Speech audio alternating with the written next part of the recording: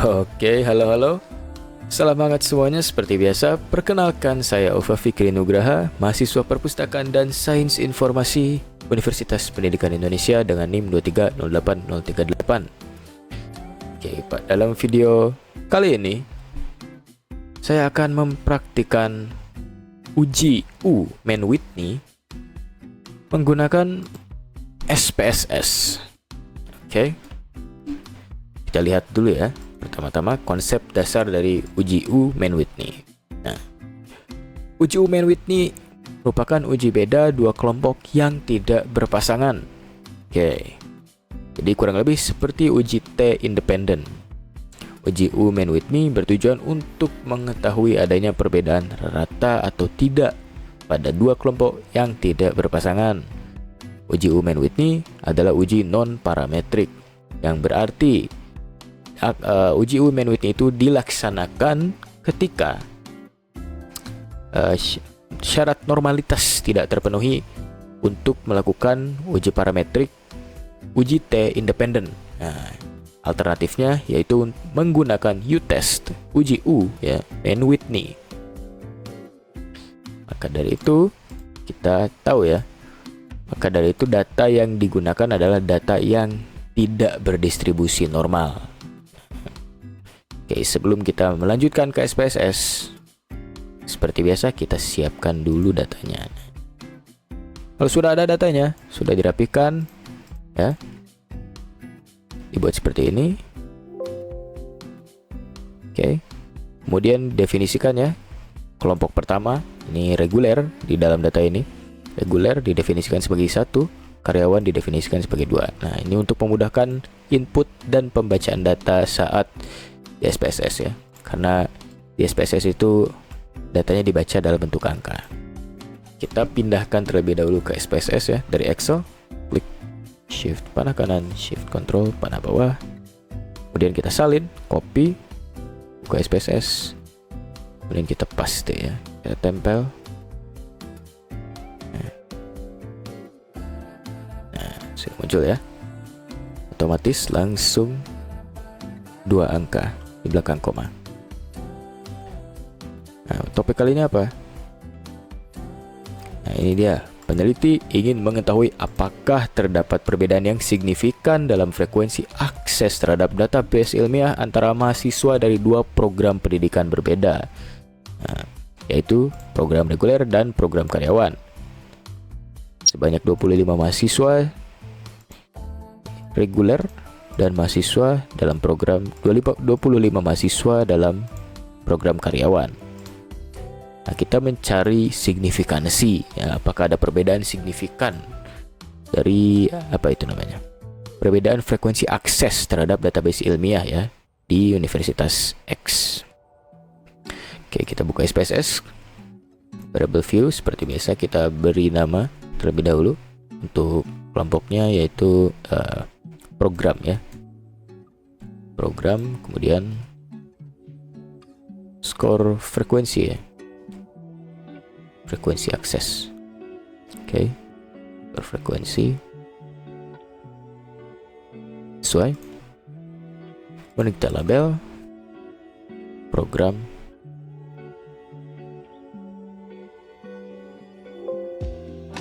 skor frekuensi akses ya. Kemudian kita definisikan dulu nilainya seperti di Excel tadi ya. 1 sebagai reguler, reguler sebagai 1, dan karyawan ya, kelas karyawan sebagai 2. Kemudian oke. Kemudian kita ke data view kembali. Nah, untuk memastikan kita ini melanjutkan itu pakai uji parametrik atau uji non parametrik, Mas Rey. Nah, kita pastikan dulu dengan menggunakan uji normalitas terlebih dahulu. Oke, program factor list, dependent list ya. Skornya masuk ke dependent list, untuk kelompok-kelompoknya factor list. Kemudian plots ya, kita pastikan ini di checklist. Nah, untuk uji normalitas sudah ada videonya, boleh dilihat di situ untuk lebih dalamnya. Continue. Kemudian kita klik OK ya. Kita lihat hasil uji normalitas, kita tunggu ya. Nah, muncul test of normality. Nah, ini ada berapa sampelnya? Ada 25 ya per kelompok jumlahnya. Nah, berarti kita kembali lagi ke uji normalitas. Jika sampel kurang dari 50, uji normalitas yang digunakan adalah Shapiro-Wilk. Nah, berarti kita berpatokan pada Shapiro-Wilk ya, yang sebelah sini. Karena jumlah sampel kita kurang dari 50. Maka dari itu kita berpatokan pada Shapiro-Wilk dan kita lihat signifikansinya. Kita lihat nilai signifikansinya. Jika nilai signifikansi lebih dari 0,05, data berdistribusi normal. Jika kurang, maka tidak berdistribusi normal. Nah, ini gimana, Mas Ray? Nah, signifikansi 0,078 berarti lebih dari 0,05, berdistribusi normal. Kemudian yang karyawan 0,001 berarti tidak berdistribusi normal. Nah, lantas bagaimana? Nah, kalau seperti ini kasusnya, kebetulan ini tidak dibahas ya pada video uji normalitas. Kalau sudah seperti ini kasusnya, jika ada satu data ya, satu kelompok data yang tidak berdistribusi normal, maka lebih baik untuk melanjutkan dengan uji non parametrik, karena uji parametrik itu syaratnya harus memenuhi uji normalitas, datanya harus berdistribusi normal. Nah, maka dari itu, karena salah satu dari data ini tidak berdistribusi normal, maka kita melanjutkan menggunakan uji U-Mann-Whitney. Nah, bagaimana caranya? Mulai seperti biasa. Kemudian ya, kita ke non parametric, legacy dialog, dan to independent sample ya, karena ini alternatif dari uji T independen, jadi kita yang to independent sample. Kemudian kita pilih, kita klik.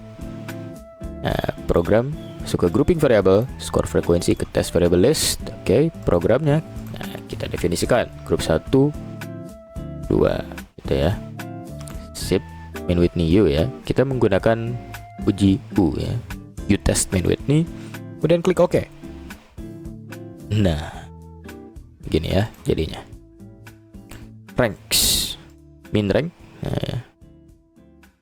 Bisa dilihat ya, min ranknya 21,56 untuk program reguler dan karyawan 29,44 rata-ratanya. Lebih tinggi bagi kelas karyawan. Kemudian kita lihat di sini. Kita lihat ya, tes statistik ya. Tes statistik. Nah, seperti biasa kita harus melihat dulu ini penarikan kesimpulannya. Jika nilai signifikansi atau asim sig to tell kurang dari 0,05, maka ada perbedaan secara signifikan. Jika sebaliknya ya, nilai signifikansi asim sig to tell lebih dari 0,05, maka tidak ada perbedaan secara signifikan. Nah, kita lihat data yang sudah kita uji. Kita lihat asim sig to tell 0,056 berarti lebih dari 0,05. Nah, maka dari itu berarti data yang telah kita uji itu tidak ada perbedaan secara signifikan ya.